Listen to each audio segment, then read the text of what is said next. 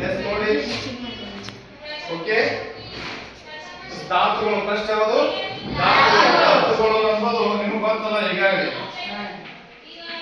ಧಾತುಗಳನ್ನು ಮೊಟ್ಟ ಮೊದಲ ಧಾತುಗಳೆಂಬ ಒಂದು ಪದಗಳನ್ನು ಬಳಸಿದವ ಯಾರು ಪುಣ್ಯಾತ್ಮ ಅಂದ್ರೆ ರಾಬರ್ಟ್ ಬಾಯ್ಲ್. ಯಾರು?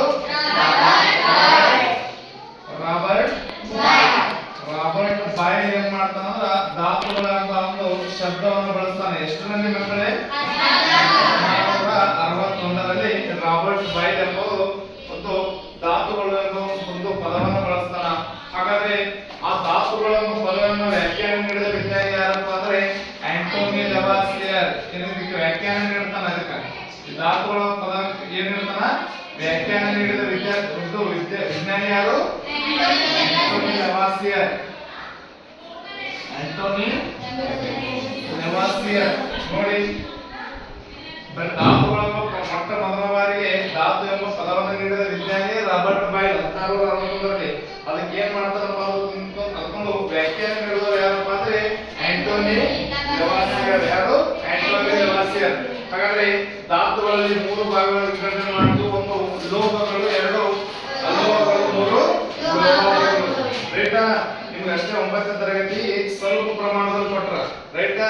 10ಕ್ಕೆ ನೀವು ಏನ್ ಮಾಡ್ತೀವಿ? ಲೋಹ ಮತ್ತು ಅಲೋಹಗಳ ಒಂದು ಸಪರೇಟ್ ಚಾಪ್ಟರ್ ಅದ, ಅಲ್ಲಿ ಹೆಚ್ಚಿನ ಪ್ರಮಾಣದಲ್ಲಿ ಕಲಿತೇವೆ. ಹಾಗಾದ್ರೆ ಇಲ್ಲಿ ನಾವು ಫಸ್ಟ್ ಯಾವ್ದು ನೋಡೋಣ? ಲೋಹಗಳು. ಎಸ್, ಲೋಹಗಳು. ಲೋಹಗಳಂದ್ರೆ ಲೋಹಗಳು ಹೊಳಪನ್ನ ಹೊಂದಿರ್ತಾವ. ರೈಟಾ? ಲೋಹಗಳ ಗುಣಗಳನ್ನು ಏನಪ್ಪಾ ಅಂದ್ರೆ ಲೋಹಗಳು ಹೊಳಪನ್ನ ಹೊಂದಿರ್ತಾವ, ಹೊಳಪು. ಹಾಗಾದ್ರೆ ಲೋಹಗಳು ಗಟ್ಟಿಯಾಗಿರುತ್ತವೆ. ರೈಟಾ? ಲೋಹಗಳು ಗಟ್ಟಿಯಾಗಿರುತ್ತವೆ. ಮತ್ತೆ ಶಾಬ್ದನ ಗುಣವನ್ನು ಹೊಂದಿರ್ತಾವ. ಶಾಬ್ದನ ಮತ್ತೆ ವಿದ್ಯುತ್ತಿನ ಉತ್ತಮ ವಾಹಕಗಳು. ವಿದ್ಯುತ್ ಮತ್ತು ಶಾಖದ ಉತ್ತಮ ವಾಹಕಗಳು. ಮತ್ತೇನಪ್ಪ ಅಂದ್ರೆ ತನ್ಯತೆ ಮತ್ತು ಕುಟ್ಟೆ ಗುಣವನ್ನು ಹೊಂದಿವೆ. ತನ್ಯ ಮತ್ತು ಕುಟ್ಟೆ ಗುಣವನ್ನು ಹೊಂದಿವೆ. ರೈಟಾ?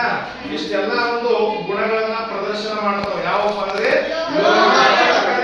ನಾಳೆ ಕೇಳಬಹುದು ನಿಮಗೆ ಲೋಹಗಳ ಒಂದು ಗುಣಗಳನ್ನು ತಿಳಿಸಿ ಅಥವಾ ಲೋಹಗಳ ಮತ್ತು ಅಲೋಹಗಳ ನಡುವಿನ ವ್ಯತ್ಯಾಸವನ್ನು ಬರೆಯಬೇಕಾಗುತ್ತದೆ. ಹಾಗಾದ್ರೆ ಲೋಹಗಳಿಗೆ ಉದಾಹರಣೆ ಹೇಳಬಹುದಾ? ಕಬ್ಬಿಣ, ಕಬ್ಬಣ,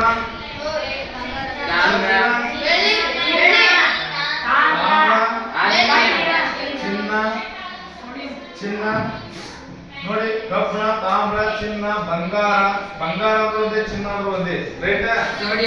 S, sodium, potassium, sodium, potassium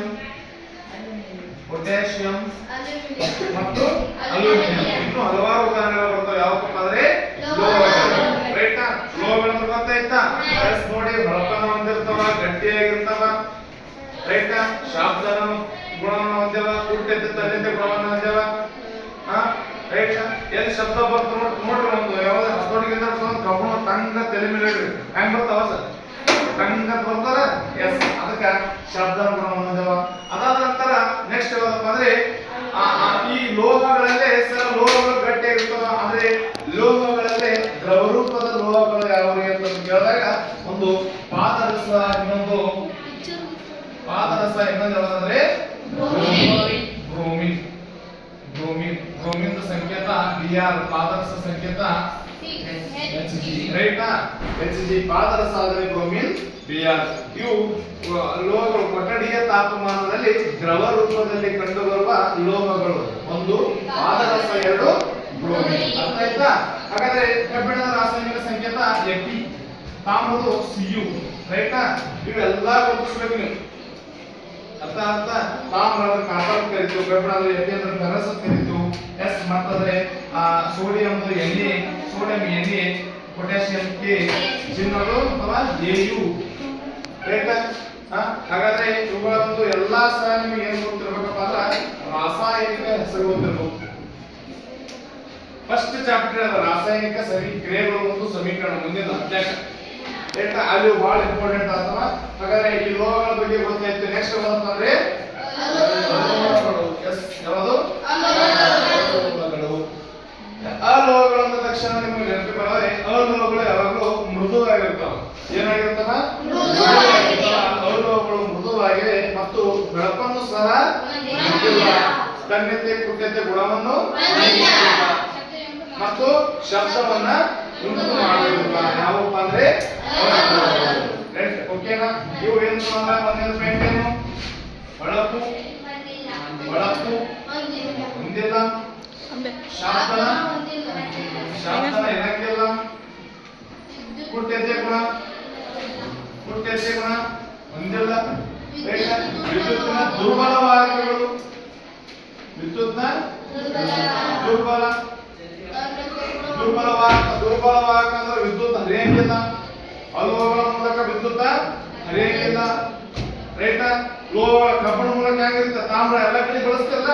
S, ಅಲೋಹಗಳು ಮತ್ತು ಲೋಹಗಳ ವ್ಯತ್ಯಾಸ ಗೊತ್ತಾಗುತ್ತೆ. ಸ್ವಲ್ಪ ಐಡಿಯಾ ಬರ್ತದ. ಹಾಗಾದ್ರೆ ಅಲೋಹಗಳ ಉದಾಹರಣೆಗಳು ಯಾರು ಹೇಳ್ತೀರಾ? ಅಲೋಹಗಳ ಉದಾಹರಣೆ ಎಸ್ ನೋಡಿ ಹೇಳಿ. ಒಂದು ಎಸ್ ಹೈಡ್ರೋಜನ್ ಆಗಿರಬಹುದು,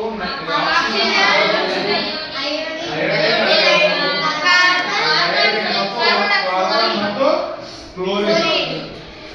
ನೋಡಿ, hydrogen, oxygen, iodine, carbon, chlorine, right, bromine ಇವೆಲ್ಲ ಎದಕ್ಕೆ ಉದಾಹರಣೆಪ್ಪ ಅಂದ್ರೆ ಅಲೋಹಗಳಿಗೆ ಉದಾಹರಣೆ. ಇವೆಲ್ಲ ಎದಕ್ಕೆ ಉದಾಹರಣೆ? ಅಲೋಹಗಳಿಗೆ ಉದಾಹರಣೆ. ನಾನ್ ಮೆಟಲ್ಸ್ ಅಂತ ಹೇಳ್ತೀವಿ ಇಂಗ್ಲಿಷ್ ಒಳಗೆ. ಏನಂತ ಹೇಳ್ತೀವಿ?